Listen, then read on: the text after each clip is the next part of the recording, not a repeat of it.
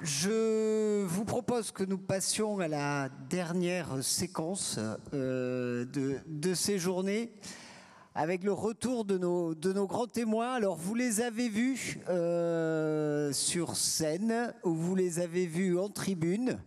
Pardon, vous les avez vus en salle plusieurs fois. Vous avez même souhaité un bon anniversaire à l'un d'entre eux. J'ai le plaisir d'accueillir Loïc Andrien, qui est intervenu lors de la première conférence, qui est chercheur associé au CEREFIGE, et Florence Jablonski, la présidente de Nous aussi, qui vont venir un petit peu vous présenter leur regard sur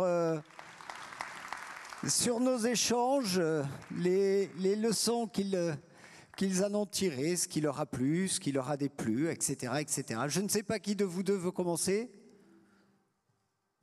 Florence, Loïc, je ne sais pas. Vous me dites.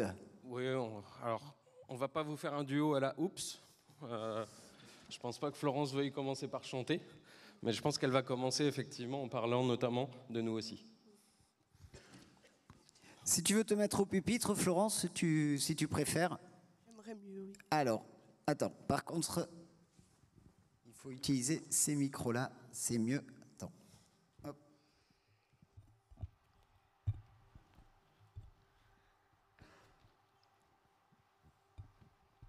Attends, il faut se mettre au milieu des deux micros, c'est mieux. On a travaillé sur le chapitre pour expliquer le trouble du développement intellectuel, pour parler des capacités des personnes. On a répondu à 6 préjugés sur le handicap intellectuel. La déficience intellectuelle est une maladie mentale. Quand on me dit « c'est une maladie mentale », je réponds « pas du tout ».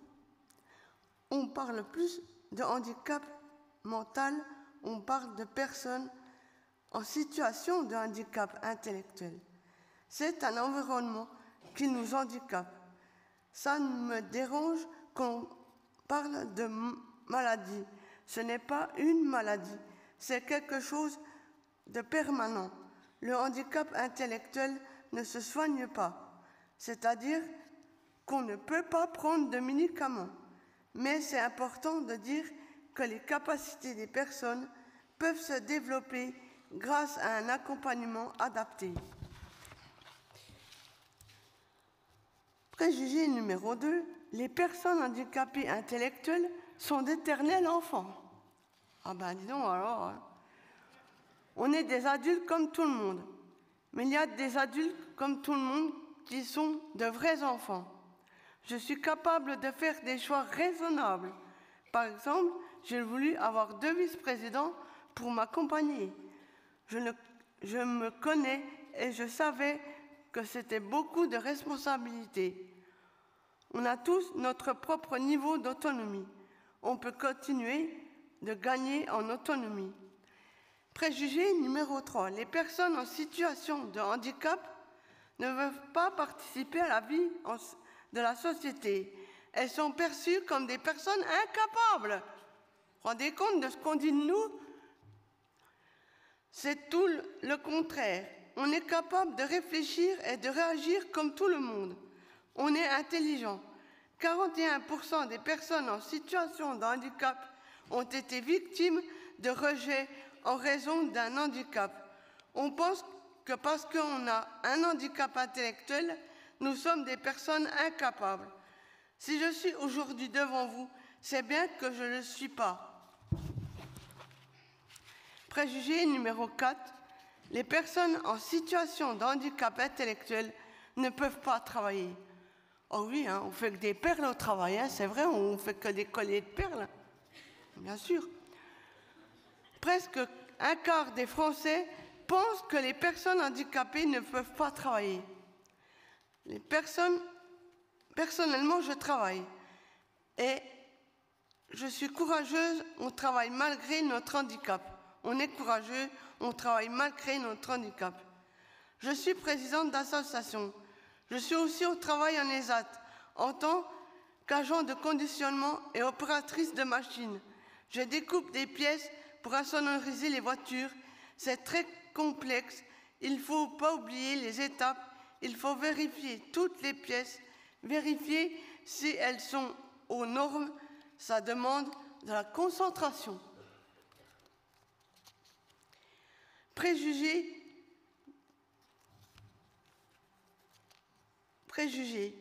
Que les personnes handicapées intellectuelles ne peuvent pas avoir les mêmes droits. Bien sûr que nous avons les mêmes droits que tous les autres.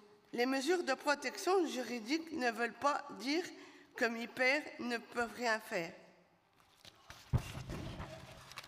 Je prends sur l'ensemble de nos droits dans la suite de mon discours. Préjugé numéro 6. Les personnes en situation de handicap n'ont pas de vie sexuelle et affective. Encore mieux, hein.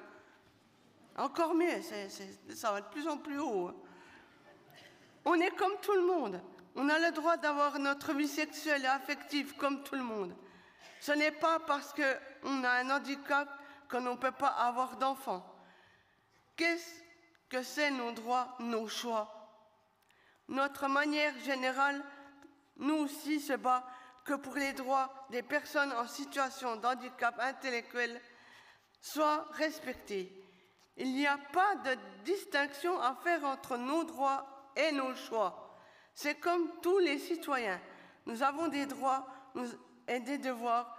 Nous pouvons faire le choix de nous marier ou non, d'avoir des enfants ou non, de voter pour qui on veut, de travailler, d'avoir une éducation, comme tout le monde. Quels sont les freins? Les politiques, la société nous handicapent par leurs préjugés. Ils nous croient pas capables. Nous sommes donc exclus des décisions qui nous concernent. Quelles sont les demandes de nous aussi? Les adhérents de nous aussi demandent à ce que leurs droits soient respectés et leur demandent à être écoutés. Nous avons des idées, des capacités. Nous avons conscience que nous avons parfois besoin d'aide pour les mettre en place. Préjugé numéro 7. Les handicapés, ils ne savent pas s'habiller. Regardez comme je suis aujourd'hui, moi.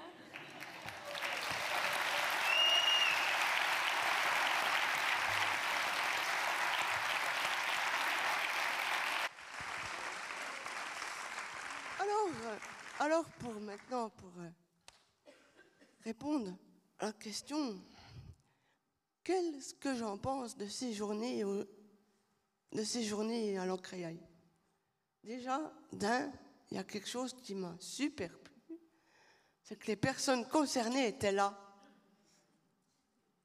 C'est pas souvent qu'on est là, qu'on est présent, qu'on est en force. J'avais l'impression que c'était les journées de nous aussi. Il me dit, mais c'est nous aussi, ça.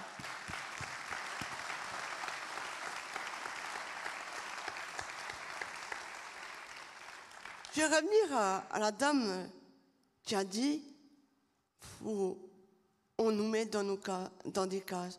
Faut arrêter, hein. Faut arrêter ça tout de suite et maintenant, parce qu'il y en a marre de ça qu'on nous mette dans des cases. On n'est pas casés, non. On est des personnes comme tout le monde. C'est tout, point à la ligne. On a envie d'être comme tout le monde. On a envie d'être des centaures, des hybrides. Ah ouais, ah oui. Mais il faut aussi nous aider. Il faut aussi que tout le monde, les personnes dites ordinaires, les personnes handicapées, se mélangent entre elles. On est encore tous cloîtrés dans notre coin, les personnes normales, dites normales, dans leur coin, puis les personnes handicapées dans leur coin, dans les ESAT. On n'a pas assez de monde qui vient nous voir, qui vient vers nous. Et puis, moi, j'étais contente. Il y a eu des comiques, il y a eu de la musique. Ouais, puis en plus, j'ai bien mangé, bien bu. Pour mon anniversaire, j'ai bu un bon petit verre de vin, alors que d'habitude, je ne le fais jamais. Bah ouais, ben, je me suis autodéterminée parce que d'habitude, je bois jamais d'alcool. Puis là, je me suis dit, ben, j'ai quand même essayé d'en boire. Et j'ai vu que ça allait bien parce qu'en fait, j'étais bloquée par ça. Parce que j'ai vu trop de gens sous à cause qu'ils boivent d'alcool, donc ça me bloquait. Puis maintenant, je me rends compte que je suis capable de boire de l'alcool sans être sous, de faire attention. Là, aujourd'hui, j'ai appris une autodétermination de plus grâce à l'Ancréail, grâce à ces soirées-là. C'est super, non?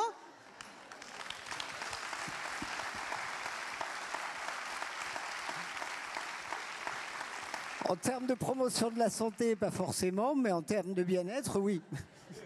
Et puis, il y a quelque chose que je voudrais signaler aujourd'hui.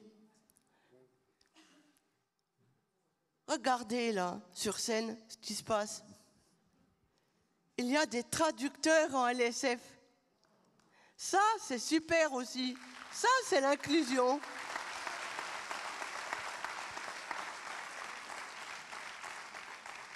Moi, j'ai un ami avec un grand A, c'est mon confident, qui est sourd.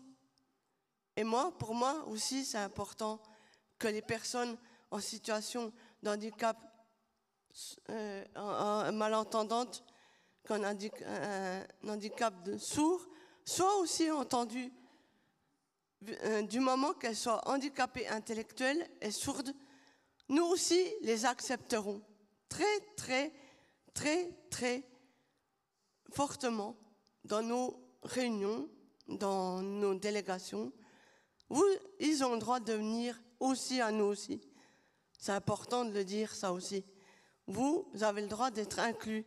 Toute personne a le droit d'être inclus du moment qu'elle a un handicap intellectuel.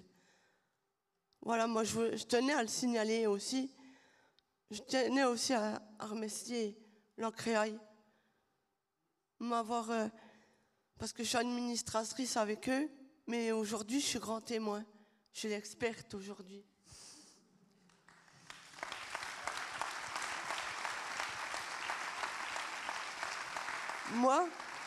Moi, je veux des journées comme ça, tout le temps, pour être à l'aise, pour être dans mon monde. Voilà, c'est tout ce que j'avais à dire. Merci encore pour les petites fêtes, les soirées, tout ce que vous avez fait. C'était trop génial. Puis vous êtes tous géniaux. Merci Florence. Thibaut parlait de Benoît qui était employeur d'un directeur général. Moi, je suis content qu'une de mes employeurs, qui est administratrice à la fédération, soit contente des journées. Voilà. Bah oui. Loïc. Merci beaucoup. Alors, c'est difficile de passer après Florence quand même, hein? Non, c'est pas très difficile. Hein. Tu es capable aussi bien que moi de parler. Ouais, merci. Je vais prendre confiance.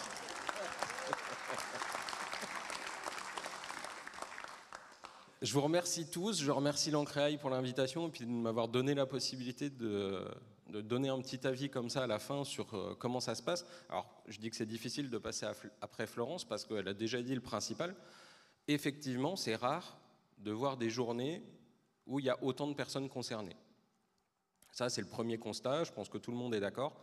Mais au-delà du constat de la présence, ce que moi j'ai trouvé particulièrement intéressant, c'est que vous avez pris la parole, vous avez pris la place, vous avez contribué à ces journées. C'est pas si simple que ça. Hélène Goertz, dans son intervention, parlait du trépied de la participation. Je ne sais pas si vous vous souvenez. Elle disait que c'est important de prendre part, d'être présent, de bénéficier, de recevoir quelque chose, et puis de contribuer, d'apporter quelque chose. En fait, c'est quelque chose qui vient d'une philosophe, Joël Zask, que moi j'utilise aussi beaucoup. Et en fait, dans le secteur médico-social de manière générale, on est assez fort pour dire que vous prenez part, vous êtes présent dans des réunions, etc., etc. Vous bénéficiez, on vous apporte quelque chose dans l'accompagnement, mais par contre, la question de la contribution est assez pauvre. Les espaces où vous pouvez apporter quelque chose, la plupart du temps, sont cadrés par l'institution. Les réunions, CVS, CTE, etc., sont en général cadrés par l'institution.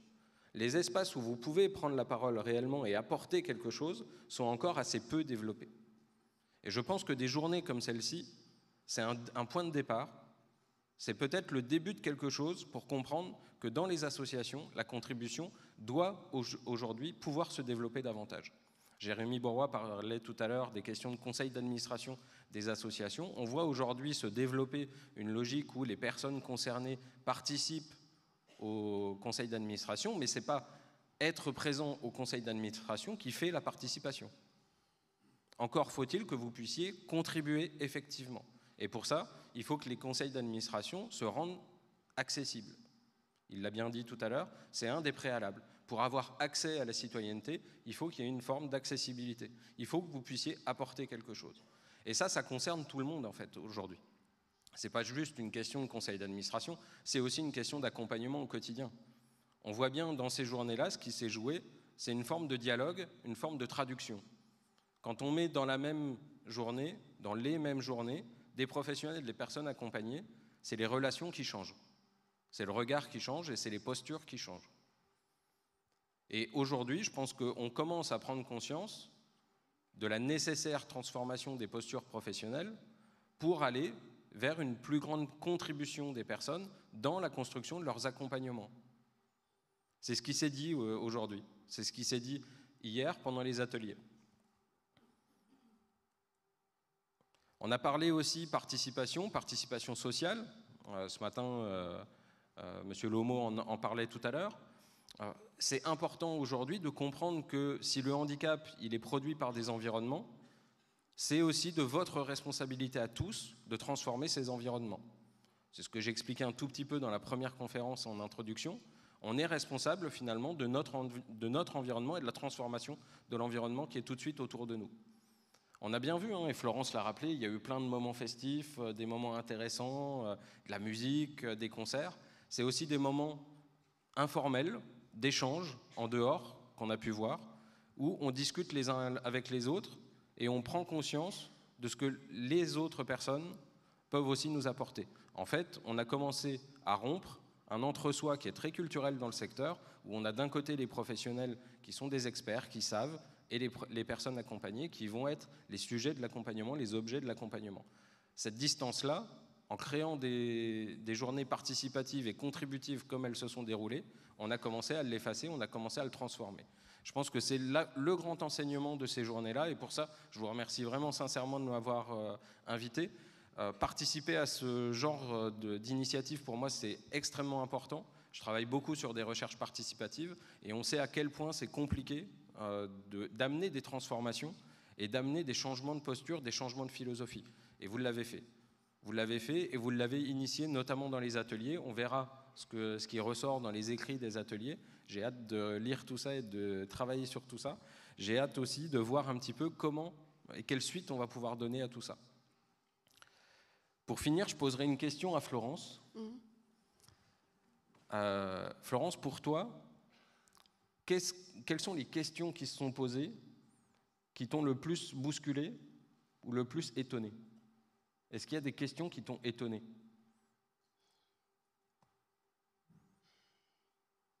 On ne l'avait pas prévu. Hein.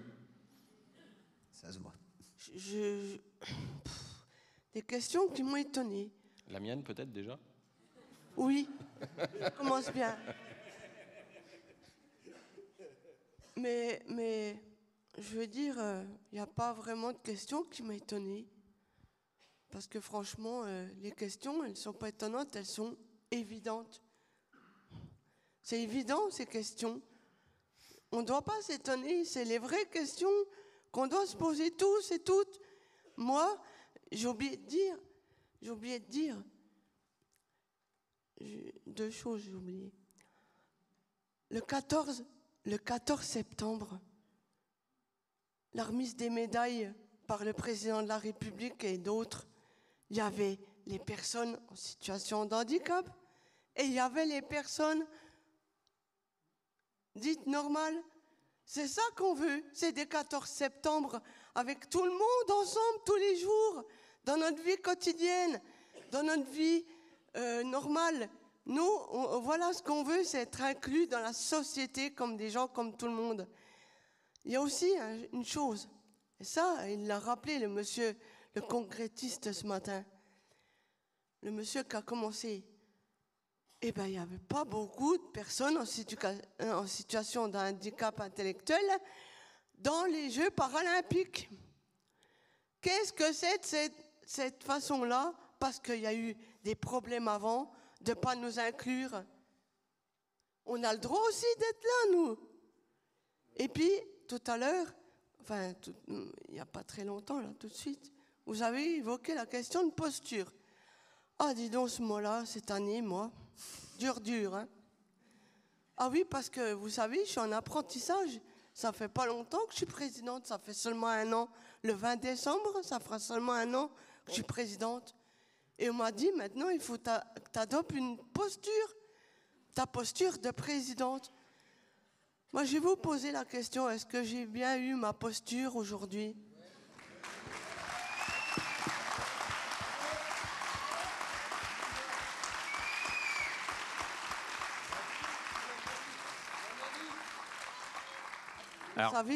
Vous savez, le jour-là, quand même, je me suis dit, est-ce que je vais être capable? C'était dur, hein, de savoir si j'étais capable. J'étais même malade, j'en avais le ventre. Eh bien, je trouve que je me débrouille pas trop mal. Je confirme. Je confirme, et je posais des questions étonnantes, parce que finalement, ce qui s'est passé, c'est qu'on n'a pas réagi à des questions qui auraient été étonnantes, qui auraient pu poser problème ou qui auraient pu être en dehors de ce qu'on attendait. En fait, on a fait un travail de traduction, on a rapproché un petit peu nos intérêts communs. On a créé du commun, on a créé du sens, des significations. Et on a accepté que certaines questions soient peut-être un peu étonnantes par rapport à ce qu'on pourrait attendre d'un congrès ou de choses de ce type-là. Mais l'important, c'est bien le mouvement qui va de l'un vers l'autre. Il y a un éducateur, il y a très très longtemps en arrière, Fernand Deligny, qui est un des pionniers de l'éducation spécialisée, qui disait que quand on ne se comprend pas, quand on est en dehors du langage, c'est peut-être que c'est à nous qu'il manque quelque chose. La question, ce n'est pas le problème de l'autre. La question, c'est comment nous, on travaille pour comprendre l'autre. Et ce travail-là, on l'a fait pendant 2 jours. On l'a fait en acceptant que certaines questions, on ne les comprenne pas tout de suite d'emblée. On l'a fait en acceptant que tout le monde puisse contribuer. Et on l'a fait aussi en acceptant qu'il n'y ait pas une expérience qui vaille plus qu'une autre. Et je pense que je terminerai juste là-dessus. C'est le point le plus important pour moi. Il n'y a pas de légitimité plus forte d'une expérience ou d'une autre. Tout le monde a son expérience. Chaque expérience vaut d'être partagée. Et c'est à partir de ce partage des expériences qu'on peut créer du commun et qu'on peut créer du sens. Merci. Merci. Florence, tu veux dire un dernier mot? Je veux dire simplement, rien pour nous sans nous. Merci. Merci beaucoup. C'est le moment des remerciements avant qu'on vous libère et avant que Thibaut ne prenne la parole. Moi, je voulais qu'on remercie très vivement l'équipe du Créail Grand Est qui a organisé toute la logistique et qui a fortement participé au programme. Le conseil d'administration du Créail et tout particulièrement, parce que je sais qu'ils y ont travaillé encore un petit peu plus, Marie-Claude, Emmanuel et Thibaut. Merci. Merci à vous. Alors justement, c'était l'heure des remerciements que je m'apprêtais à faire. Alors il y a eu des noms qui ont été cités. Moi je voudrais inviter à nous rejoindre sur scène toute l'équipe du Créail Grand Est, ainsi que les membres du comité de préparation, les fameuses écharpes jaunes qui ont labouré avec nous depuis 18 mois pour vous concocter ce petit programme. Venez tous. C'était un travail d'équipe, donc voilà, donc tous les membres du comité de préparation qui sont cités sur les programmes, toute l'équipe du Créail et effectivement, je rejoins Antoine, merci spécifique à Marie-Claude et Manu. Tous nos intervenants, sans oublier Oups et Cachou Cachou qui nous ont fait groover, et l'équipe technique du PMC, au son, à la vidéo et aux lumières, merci à eux également.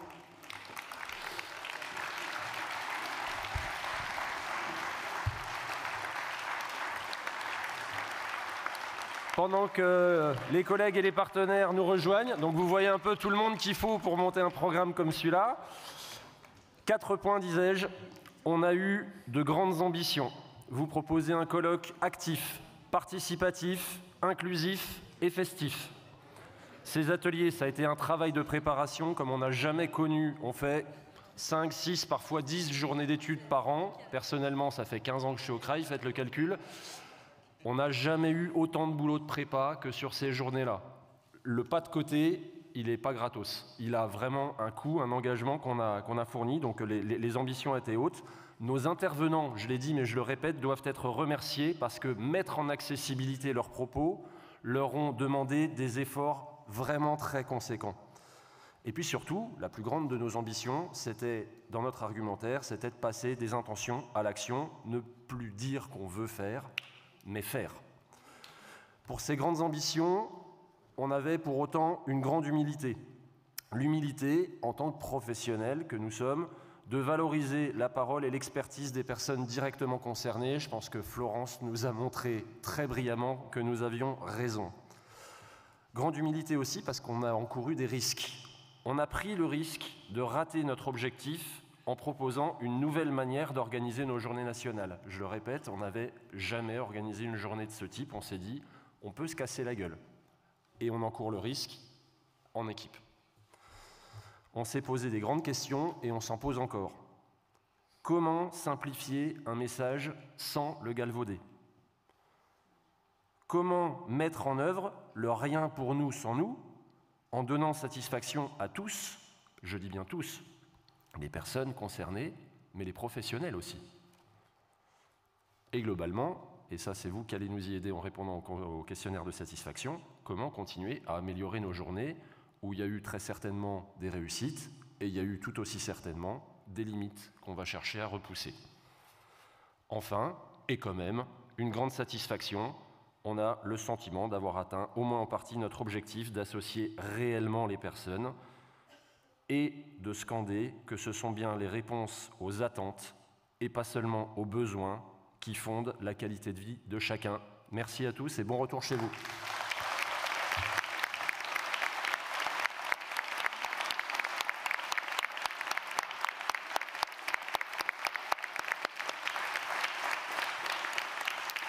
Et ça aussi pour la